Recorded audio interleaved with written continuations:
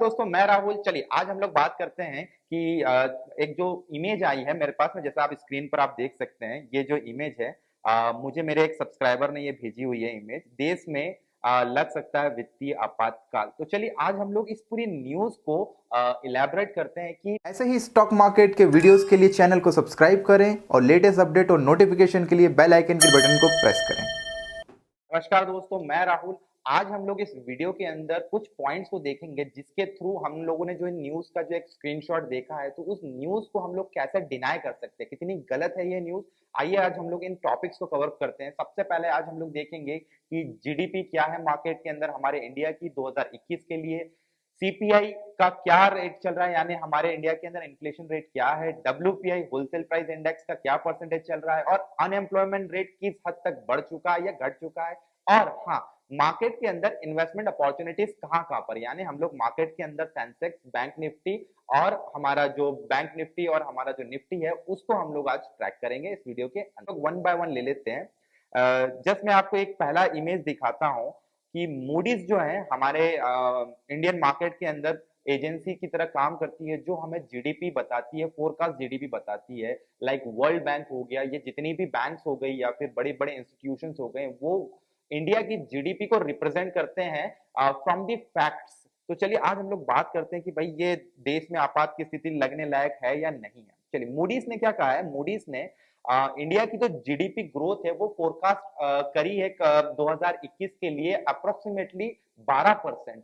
जो last year जो था, लास्ट ईयर 2020 फाइनेंशियल ईयर के अंदर ये जीडीपी ग्रोथ था करीब करीब 5% के आसपास जीडीपी का ग्रोथ था। बट अब आने वाले साल के अंदर यानी 2021 का जो फाइनेंशियल ईयर है उसके अंदर जीडीपी का जो ग्रोथ रहने वाला है वो ऑल अराउंड 7.9% टू 12% के आसपास रहने वाला है। यानी जो लास्ट ईयर के हम लोग क्वार्टर से अगर लास्ट ईयर के फाइनेंशियल ईयर से कंपेयर करेंगे तो ये जीडीपी काफी हद तक पॉजिटिविटी हमें बता रहा है। और ना ही वर्ल्ड बैंक, मूडीज और इंडियन गवर्नमेंट भी इसके ऊपर कहीं ना कहीं बुलिश है। मार्केट के अंदर जीडीपी का जो रेशियो है वो काफी हद तक इंक्रीज हुआ है। तो एक फैक्टर तो जीडीपी वाला हम लोगों ने देख लिया। चलिए अब हम लोग बात करते हैं सेकंड फैक्टर की, दैट इज द सीपीआई यानी कंज्यूमर प्राइस इंडेक्स। कुल मिला जिला के अगर हम लोग बात करेंगे तो सीपीआई जो है यूज आता है इन्फ्लेशन रेट को नापने के लिए। हमारे इंडिया के अंदर पहले सीपीआई और डब्ल्यूपीआई दोनों फैक्टर्स जो थे वो इन्फ्लेशन रेट को कंपेयर करने के काम आते थे। बट अब हम लोगों ने, इंडियन गवर्नमेंट ने सीपीआई को एक्सेप्ट कर लिया है एज एन इन्फ्लेशन रेट, यानी मार्केट के अंदर कितना इन्फ्लेशन है, यानी कंज्यूमर किसी प्रोडक्ट या किसी सर्विसेज के लिए कितना एक्स्ट्रा चार्ज कर रहा है, that is called the CPI. तो चलिए आज हम लोग इस इमेज के अंदर देख लेते हैं कि एग्जैक्टली हमारा इन्फ्लेशन रेट जो है वो कितना है। जस्ट लाइक आप देख सकते हैं जो इंडियन गवर्नमेंट है यानी मिनिस्ट्री ऑफ कॉमर्स है वो पूरे फैक्ट्स को डिस्प्ले करती है according to the state wise. यानी अगर हम लोग बात करेंगे तो हमारे इंडिया के सारे स्टेट का रूरल और अर्बन का जो इन्फ्लेशन रेट है उसको कंपेयर किया जाता है, और कंपेयर करने के बाद में इसका पूरा समेशन करके एक फाइनल यानी एक इन्फ्लेशन रेट दे दिया जाता है। जैसे कि आप इस रो के अंदर देख सकते हैं, ऑल इंडिया का अगर इन्फ्लेशन की मैं बात करूंगा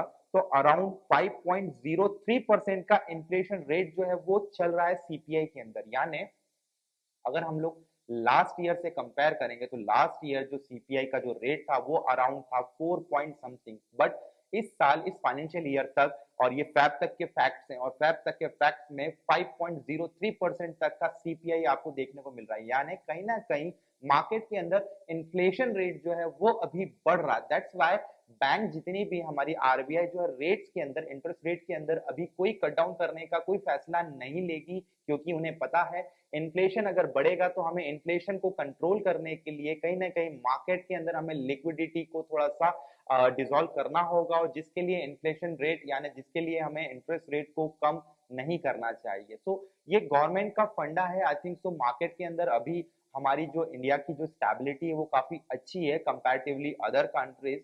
सो सीपीआई के हिसाब से हम लोग देखेंगे तो इतना कोई फैक्टर नहीं है कि मार्केट में हम लोगों का आपात की स्थिति बने। चलिए अब हम लोग बात कर लेते हैं तीसरे फैक्टर की, that is the WPI. What is WPI? WPI यानी होलसेल प्राइस इंडेक्स। यानी सीपीआई बात हो जाती है एक रिटेल इन्वेस्टर्स के लिए, यानी रिटेल इन्वेस्टर को कितना ज्यादा पैसा देना पड़ता है। और डब्ल्यूपीआई की हम लोग जब बात करते हैं तो डब्ल्यूपीआई का फैक्टर होलसेल प्राइस इंडेक्स के ऊपर आ जाता है, यानी कहीं ना कहीं बल्क अमाउंट में जब किसी गुड्स को या सर्विसेज को खरीदा या बेचा जाता है तो उसके अंदर कितनी ज्यादा बढ़ोतरी या फिर उसके अंदर कितना ज्यादा डिक्रीमेंट हुआ है। चलिए आज हम लोग देख लेते हैं डब्ल्यूपीआई का क्या आंकड़े हैं।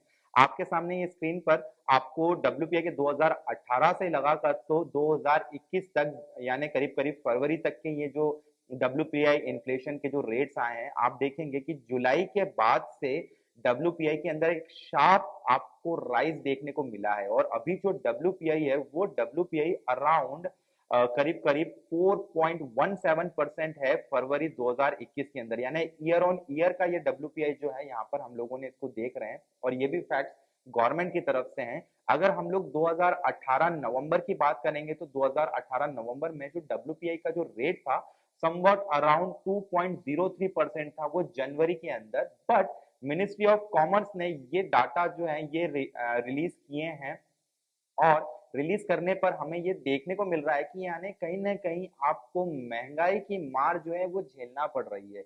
यानी 4.17% जो है 2021 फरवरी के अंदर डब्ल्यूपीआई का जो रेट चल रहा है। तो बट ऑब्वियस बात है कोविड सिचुएशन के कारण बहुत सारी डिमांड और सप्लाई की चेन में रुकावटें आई थी और कहीं ना कहीं मार्केट के अंदर स्ट्रैटेजी बनी थी कि यार इन्फ्लेशन रेट को जो है थोड़ा सा बढ़ाया जाए, क्योंकि कहीं ना कहीं जब इन्फ्लेशन बढ़ता है तो डिमांड सप्लाई का एक फैक्टर होता है जो कि कोविड के कारण आया था। तो इतना भी मेजर इन्फ्लेशन नहीं आया है जिसके कारण पूरे मार्केट के अंदर आपात की स्थिति या फिर मार्केट पूरी तरीके से क्रैश डाउन हो जाए, तो ये वाला फैक्टर भी गलत साबित हुआ। अब हम लोग बात करते हैं नेक्स्ट फैक्टर की, उस नेक्स्ट फैक्टर के अंदर देखते हैं कि क्या उसके कारण शायद आपात लग सकता है।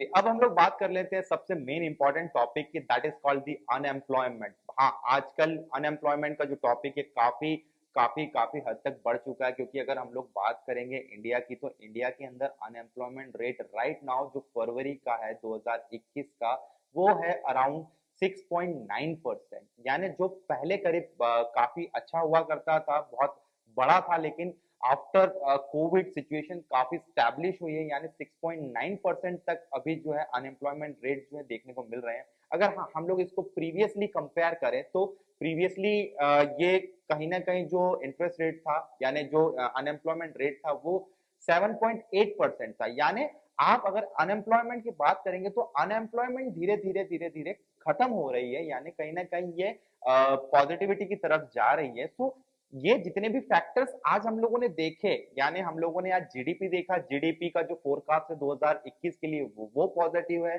सीपीआई और डब्ल्यूपीआई की बात करेंगे तो थोड़ा सा इन्फ्लेशन है मार्केट के अंदर due to Covid, demand supply properly नहीं हो पा रही है।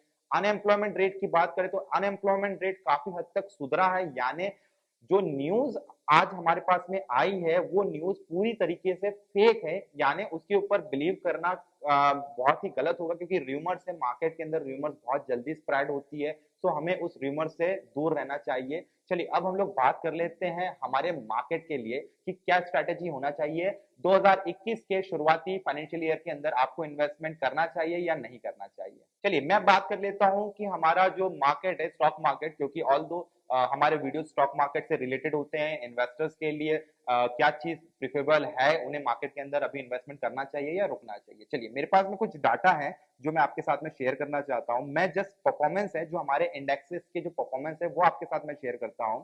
लाइक अगर मैं 2020 की बात करता हूं मार्च की, यानी मार्च 2020 और उसके बाद में मार्च 2021, इन दो डाटा को मैं कंपेयर करूंगा कि इंडेक्सेस ने कितना रिटर्न दिया है। जस्ट लाइक जैसे 2020 मार्च के अंदर जब लॉकडाउन लगा था लास्ट ईयर, तो सेंसेक्स ट्रेड कर रहा था करीब करीब 25,981 रुपए पर, यानी करीब करीब 25,000 के लेवल पे था। और राइट नाउ आज अगर आज की बात करेंगे 30 तारीख के जो मार्केट की जो क्लोजिंग हुई है, 30 मार्च 2021 की जो क्लोजिंग हुई है, उसके अंदर सेंसेक्स जो था क्लोज हुआ था 50,136 रुपए पर। तो मार्केट के अंदर डबल डिजिट में कहीं ना कहीं ग्रोथ आपको देखने को मिली है, that is into the sense. अब हम लोग बात कर लेते हैं निफ्टी की। जैसा निफ्टी 2020 मार्च के अंदर करीब करीब जो लो बनाया था वो था 7,226 का लो बनाया था, यानी 7,226 के लेवल से निफ्टी आज 30 मार्च को करीब करीब 15,000 रुपए के लेवल पर ट्रेड कर रही है। तो कहीं ना कहीं आपको डबल ग्रोथ निफ्टी के अंदर भी देखने को मिली है। और बैंक निफ्टी की अगर हम लोग बात करेंगे तो मार्च 2020 के अंदर बैंक निफ्टी जो ट्रेड कर रही थी वो करीब ट्रेड कर रही थी 16,020 रुपए पर, और आज बैंक निफ्टी जो ट्रेड कर रही है वो 34,155 रुपए पर ट्रेड कर रही है। So almost double in growth. So आप लोग समझ सकते हैं कि लॉकडाउन के लगने के बाद में मार्केट ने बहुत सारी अपॉर्चुनिटीज दी है, और हाँ, आने वाले दिनों में भी आपको ऐसी अपॉर्चुनिटीज मिलती रहेगी, क्योंकि 2021 आईपीओ से भरा साल था। दर्जनों आईपीओ आए और करीब 18,000 करोड़ रुपए का फंड रेज हुआ इस मार्केट से। सो अपॉर्चुनिटीज मार्केट के अंदर और भी है। हाँ, मार्केट रिट्रेस करता है, बट इसका मतलब ये नहीं है कि मार्केट पूरी तरीके से क्रैश डाउन हो जाएगा। हर इन्वेस्टर को जब भी मार्केट डाउनफॉल आता है तो उसे एज एन अपॉर्चुनिटी लेना चाहिए और मार्केट के अंदर इन्वेस्टमेंट करना चाहिए, क्योंकि इन्वेस्टमेंट कभी भी आपको लॉस नहीं देगा जब तक आप उसे अपने प्रॉफिट या अपने लॉस के साथ बुक नहीं करते हैं आज या कल के अंदर। तो इस वीडियो के अंदर इतना ही। आपात जैसी स्थिति नहीं है, इन्वेस्टर को सेफ सिक्योर रहना चाहिए, और हाँ, बिल्कुल अपने इन्वेस्टमेंट को सेफ रखें। कैसा लगा आप लोगों को ये वीडियो, मुझे आप कमेंट बॉक्स में बता सकते हैं। ऐसे ही मजेदार वीडियो और इन्फॉर्मेटिव वीडियोस के लिए आप मेरा चैनल सब्सक्राइब कर सकते हैं, लाइक कर सकते हैं, और हाँ, शेयर करना बिल्कुल ना भूलें। Till then, good bye.